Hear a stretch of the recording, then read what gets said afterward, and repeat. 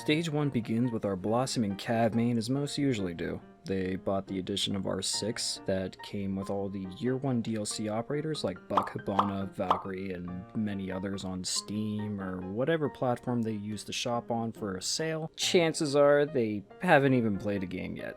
Or they have, and maybe it's less than 10 games. But if they don't discover Cav during these couple games, whether by being interrogated by her or even seeing her icon at the top of the screen, they usually find her the exact same way other Cav mains found her. Their discovery of their new favorite character is just at the tip of the iceberg before they even press play, going straight to the operator's screen and finding their new rabbit hole of just pain, agony, and some good frags every now and then.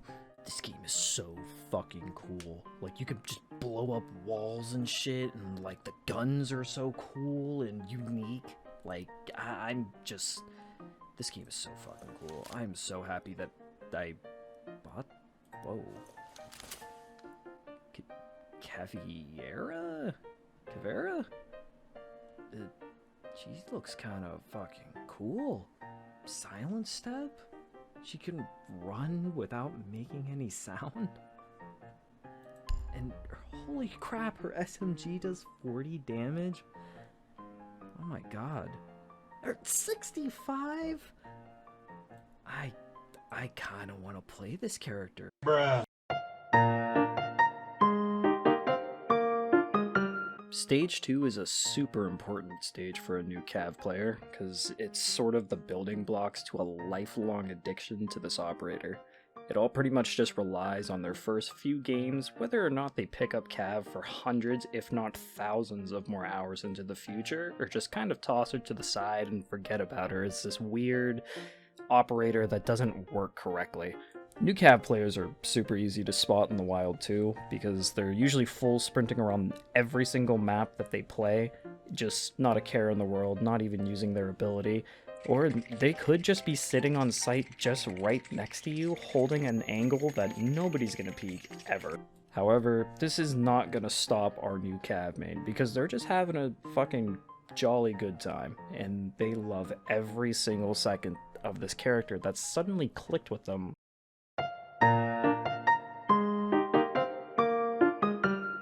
Stage 3 follows a Cav main with a good few games under their belt now. They've both learned more about Siege as a game and their favorite operator in that game, finally figuring out why the game pulls their pistol out when their ability is active, and they decide to get a little more ballsy. They got confidence, they have strength, but rather than sitting on the site, they'll usually sit somewhere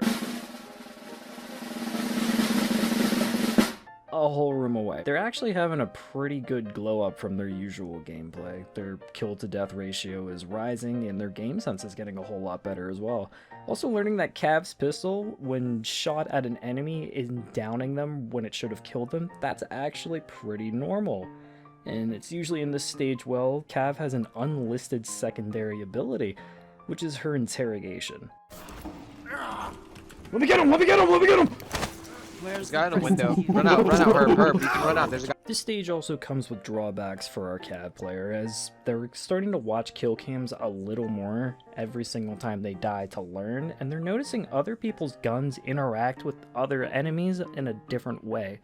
Noticing that the damage is a lot better compared to her weapons, and the fact that they kill automatically rather than just downing and giving them a safety cushion. But that's not going to discourage them from not playing Cav, as they actually just want to work through these growing pains as a whole and become better overall as a player and as a Cav main.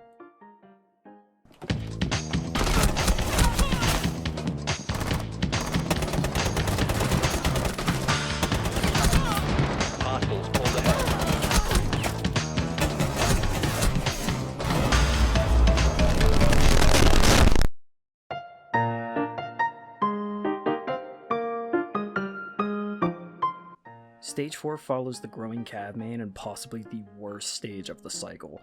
And honestly, this kind of happens with literally anybody maining one specific operator at all times. You know who you are. But This stage is usually when our developed Cav main is no longer a Cav main, but more or less a Cav 1 trick. This is going to be the only operator they play on defense whenever you see them playing this game. To much of the dismay of their teammates, they developed a huge ego for playing this one character so frequently, and they think they just know everything about the game just because they can see the game without having to play a different operator. Even when there's operators that are just better to be picked for a map, they pick Cav anyway, and this can lead to a lot of problems with teamwork because they won't play operators to help the team. Not even a Rook armor, and no Jaeger ADSs just to catch grenades. Always Cav, always. This stage is actually pretty special though, because it relies on the people this guy is matched with, whether or not they talk shit to them, or say something to them in game chat. And with all the relenting shit talk and the mean words thrown at them, it sends them straight to the inevitable. Stage 5. Alright, come on. It's been 3. No! Not. Are you fucking kidding? Not. Why? Bomb locations are secure. Bro, why the fuck would you go Cav, bro? You're fucking 0-3. God damn it. I like Cav. Bro, you are a fucking useless ass piece of shit, bro. I swear to fucking like God. Cav. Nobody fucking loves you. Nobody loves you in your life, bro. You should just go fucking kill yourself. You should take a rock and fucking start killing yourself, bro. Start slamming that shit. Stage 5 is just inevitable at this point. If any stage has the terrible twos, or despair and just heartbreak written all over it with toxicity, it's this stage. Wait. Terrible terrible twos? Who the fuck wrote this goddamn script, bro? It's a 9-year-old game. Go the fuck outside. Our Cav main has developed now into a temperamental little baby, where critiquing him results in having slurs thrown at you in chat, just in front of everybody. Whenever he does poorly, it's never his fault. It's always the game's fault, because he knows best, and it's totally not because he's playing a glass cannon operator. Like, he has one of those CVS blood pressure things hooked to him at all times to watch in case he goes into cardiac arrest. This guy can get so salty at points, his kidneys would fucking fail. And it's also funny enough that this is usually the stage our Cav main starts to play ranked. And that alone can change a man into once a bright soul with a passionate future to drop out of college and become the very best that he's ever seen. But it only ends one way. Straight disaster. Hello gamers, please subscribe to my YouTube channel for sick cat pranks.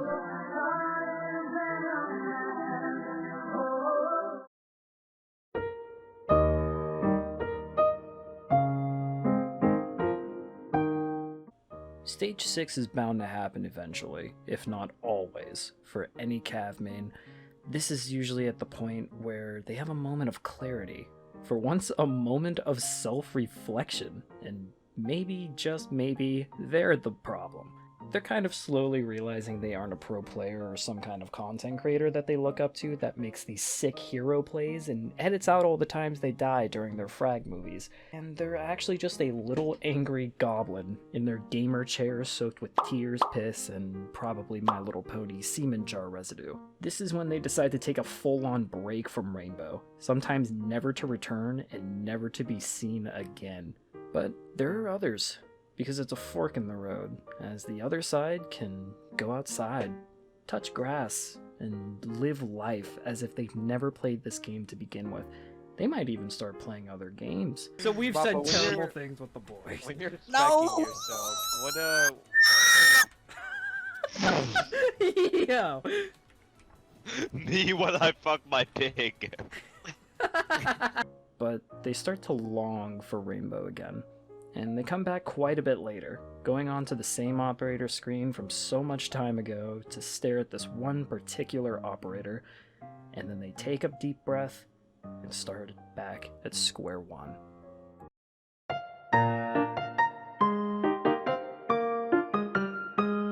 Stage 7 is quite a wholesome stage, actually. They start to mostly play casual and standard rather than ranked like they used to, and they make a lot more friends on the way because they're actually friendly people to be around. They no longer one trick on Cav, but instead they branch out even, playing a multitude of different operators on defense that they never even thought they'd like, but as it turns out, they kinda did. They mostly fall back onto Cav because of her unique playstyle and the salt from the other team when they interrogate somebody. They might even start to pick up ranked again, if they have friends to play it with. They no longer solo queue like they used to because they can't carry the team all by themselves. Playing Cav when they want, but of course bringing operators needed for sites or strats on defense. All in all, Rainbow becomes a welcoming experience from when they used to be so addicted to playing Cav and one-tricking her, as they realize that just sometimes this game is bullshit, and some things are just flat out of your control. So they relax, play the game as it is, and they can still play their favorite character.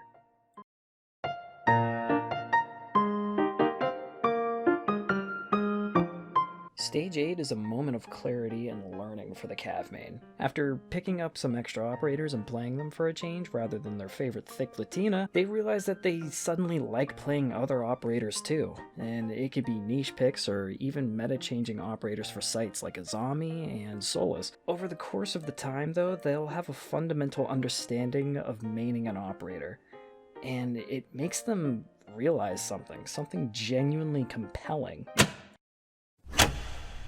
Maining a single character in a game like Siege can only hold you back and make you learn slower, but that doesn't mean you have to stop playing your favorite character. Our Cav main doesn't make Cav their entire personality anymore, and they just play the game as it is. Accepting that deep down they main Cav, but they won't hesitate to put down some Rook armor for their friends, leading to becoming a very crafty Cav as a whole, as they can see the map through different eyes of operators and learn some counterplay as well. They don't see death as their team judging them for being a typical dumb Cav player that throws their life and gets no interrogations of any kind. They focus on learning from it, and rank up further and further in their Siege career.